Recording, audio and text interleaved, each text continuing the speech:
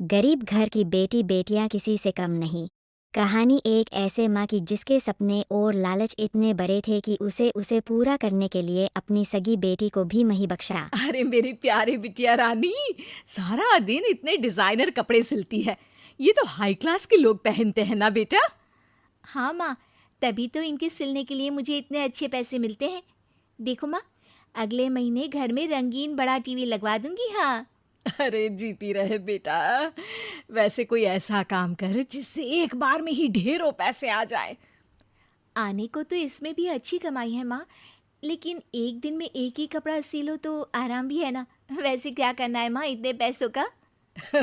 अरे तू बड़ी भोली है बेटा। अरे ओ रायना के पापा, देखो तो। रायना के लिए मैंने एक लड़का देखा है। पैसे तो इतने हैं कि लाखों रोज इधर से उधर हो भी जाए तो पता ना चले। वो तो ठीक है, लेकिन इतने बड़े घर का लड़का हमारी रायना से शादी क्यों करेगा? अरे कैसी बात कर रहे हैं आप? क्यों नहीं करेगा? अरे करेगा ना, कमी क्या है हमारी रायना में? अच्छा, फोटो तो दिखा दो, कैसा है लड़का? कहीं ऐसा ना हो कि कोई बूढ़ा निकले। अरे थोड़ी सी उम्र में बड़ा लड़का कोई बूढ़ा नहीं होता। ये देखो। फोटो किसी लड़के की नहीं, बल्कि एक आदमी की थी। ये क्या बकवास है? कौन है ये? इसके बेटे की फोटो दिखाओ। जी, ये वो लड़का ही है।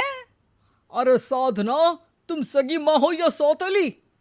अरे पैसा रहेगा तो राज करेगी ना। मेरे जीते जी मैं अपनी बेटी की शादी इतने बूढ़े आदमी से बिल्कुल नहीं करूंगा। जब मैं अपनी बेटी के लिए लड़का पसंद नहीं कर सकती तो मेरा इस घर में रहने का अधिकार ही नहीं है। जैसे ही वो जाने लगती है कि तभी राइना वहाँ आ जाती है। माँ, आप जहाँ बोलेंगी मैं वहाँ शादी कर लूँगी, आप कहीं मत जाइए। और फिर रायना की शादी अपने से 11 साल बड़े राधा राम से हो जाती है। शादी के बाद एक दिन, अरे माँ, कैसे आना हुआ आपका? अरे बेटी, घर में आने के लिए कुछ सोचना होता है क्या? ये लो, पूरे 2 दर्जन केले हैं बेटा। शुक्रिया माँ। वैसे और बताइए। बेटा, तेरे पापा की तबीयत खराब हो गई है और तू तो जानती है कि उनकी कमाई कितनी है। अगर तुझसे कुछ पैसों का इंतजाम हो जाए तो। माँ, मेरे पास पैसे कहाँ से आएंगे? अरे वाह बेटी, तू तो गिरगिट की तरह रंग बदल रही है। अरे तुझे पढ़ाया लिखाया, तेरी शादी में पैसा लगाया, अब तेरे मायके वालों को जरूरत है तो तू ऐसे जवाब देगी? अरे अरे माँ, ऐसे मत बोल। मेरी मुंह दिखाए में जो पैसे मिले थे ना, वो मैं तुझे दे देती हूँ। लेकिन अगली बार से आपको जब पैसों की ज़रूरत हो तो आप कुछ दिनों पहले ही बता देना।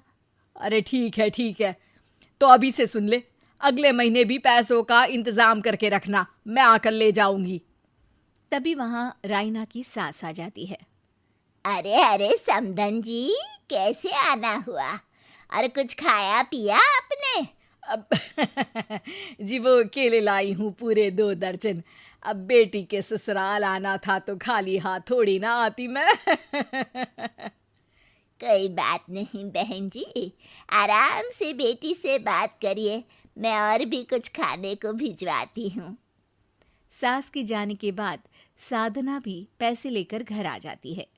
अब दिन बीतते हैं।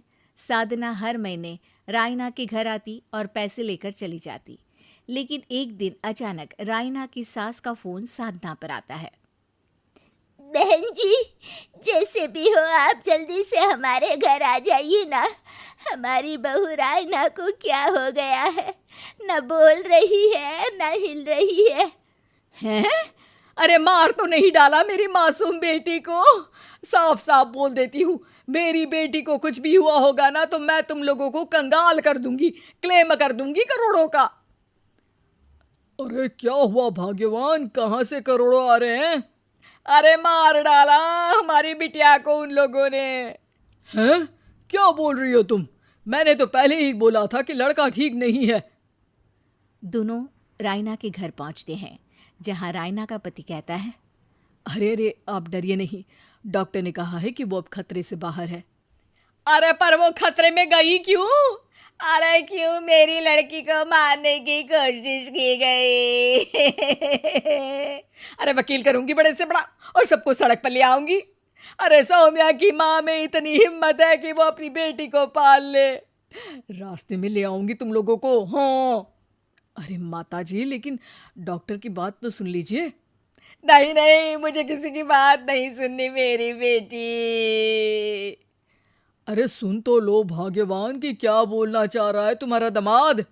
जी दामाद जी, बताइए क्या हुआ है हमारी बेटी को? अरे पता नहीं, सारी सारी रात किसके लिए कपड़े सिलती रहती है और वो कपड़े जाते कहाँ हैं। अरे हम तो इतने पैसे वाले हैं, हमें तो कोई ज़रूरत नहीं है इसके सिलाई के पैसों की।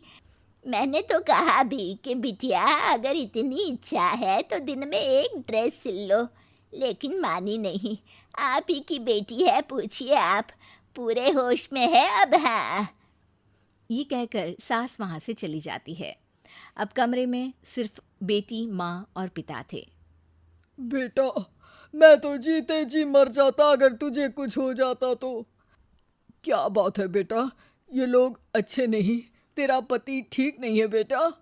अरे नहीं नहीं पापा, ये तो साक्षात भगवान का रूप है। मेरी सास तो मेरा पूरा ख्याल रखती है। ये लोग बहुत अच्छे हैं पापा।